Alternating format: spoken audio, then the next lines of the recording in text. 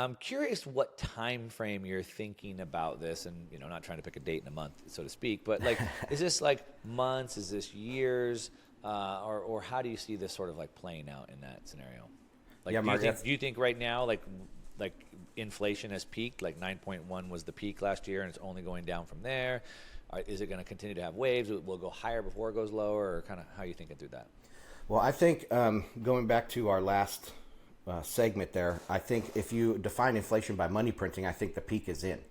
Really? If you define it by CPI, I think we could have some waves of higher CPI, not much higher, maybe we hit 5% again, but I think the overall trend is down. And yeah, you never want to pick a time and a price on things, Right. but I really think that the kind of stars are aligning to be a repeat of 2019 in 2024. So in 2019, Powell was pretty new to the Fed.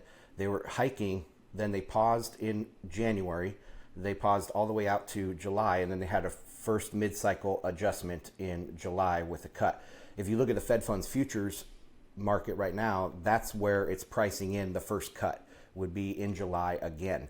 And then you get into seasonality where, I really am big into seasonality, and I think the end of Q3 is a big crunch time in credit markets and markets in general. So, that's the time frame I'm looking at.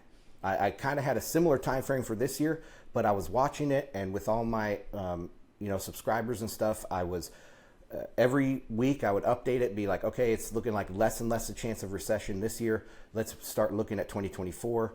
And now that's kind of the call is towards the second half of 2024. The economy is obviously in recession, probably an official recession from the MBER, and that's where we go. Is now, you think? What's that? You think it's officially in a recession now? No, I think it'll officially go into recession the second half of next year. Got it, yeah. Because it needs 2 quarters. I mean, Biden changed the definition, but technically we need kind of 2 quarters of negative growth, right? Yeah, 2 quarters. There's some other things like with the labor market and a few other indicators that they have to take into account. But yeah, and so it's sort of like a lagging indicator, right? It's sort of like unemployment, but it's like, hey, we just had 2 quarters of negative growth, so now we're in a recession. It's like, oh, thanks for telling us now. Yeah, and one thing I've been saying too is that it'll feel like a recession. Like this 2023 definitely was painful for a lot of folks, but it wasn't an official recession, and I think that will be the same thing in the first half of next year. Do you think Yeah. when we had, we had 2 quarters of negative growth in the beginning of this year, the Biden administration said, well, technically it's not a recession. There's a lot of noise about that. Do you think that wasn't a recession, or do you think it was? I think it was recessionary. I can go both ways on that. I understand the official definition, and I understand why they don't want to call it a recession because it's on their record. They don't want to put a recession on their record. So I understand that side, but I also understand the side where it feels. We had high inflation. People can't make ends meet. Gas prices were very high last year, and all that stuff. So I understand both sides of it. Yeah. So I'm excited to dig into this with you, Ansel, just because I'm an inflation bull. I kind of see the opposite. So neither of us know. Neither of us have a crystal ball, but it's a fun conversation to have. So I'm sort of like this inflation bull where I think the world is much more inflationary. And to your point, are we looking at it in as far as prices, or are we looking at it in terms of money printing?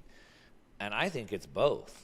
I think we have massive inflationary pressures because as the world continues to break apart, the cost of goods and services and labor is going to go up, I would think. If we continue to onshore things, we continue to have supply chain wars, that is inflationary on prices going up. But on the money supply side, to your point, you can't solve debt crisis with more debt, but you can try. And I don't see how a government goes goes bankrupt without using the money printers. I think eventually, this is why I say time frame. I think I would agree with you. And again, I don't know. So let's just talk about this. But I think eventually that's the case, but I think it's an inflationary bust before a deflationary bust. We got $1 trillion in stimulus in 2008. We got between monetary and fiscal about 10 trillion in 2020. And maybe it's 20 trillion in 2024, 2025. But you don't think they are going to fire up the money printers?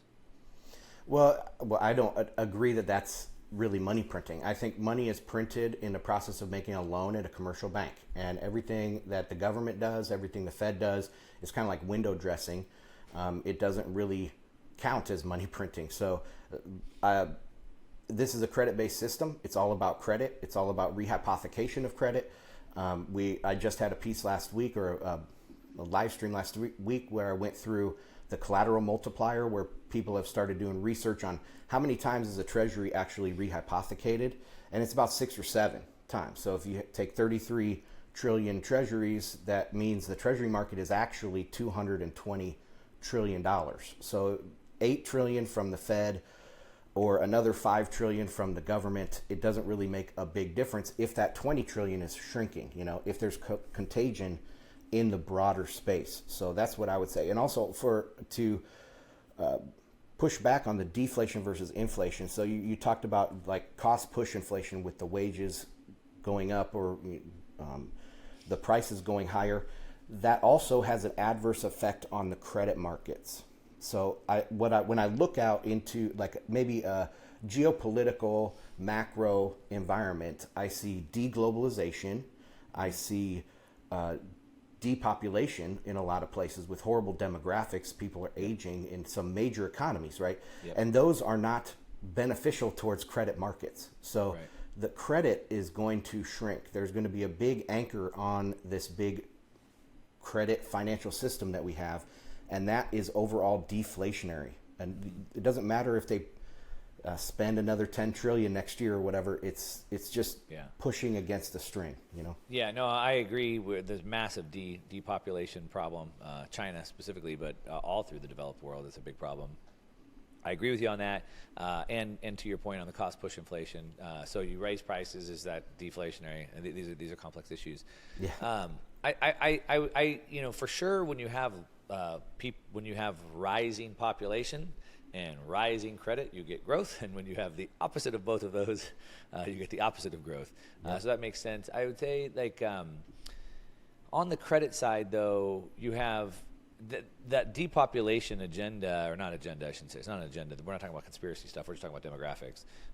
That's decades, right? So like if I think about the next 4 or 5 years, I don't think that depopulation demographic really plays into the next couple of years. When you think about like credit, and you talk about like this Fed stimulus, the 10 trillion between the Fed and government, but let's talk about just from the Fed. A lot of that went to really taking a lot of debt onto their books. And if they take the debt onto their books, then those companies could then take on more debt